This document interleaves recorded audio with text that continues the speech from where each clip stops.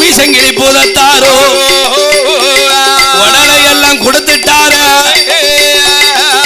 தலைய மட்டும் கொடுக்கல.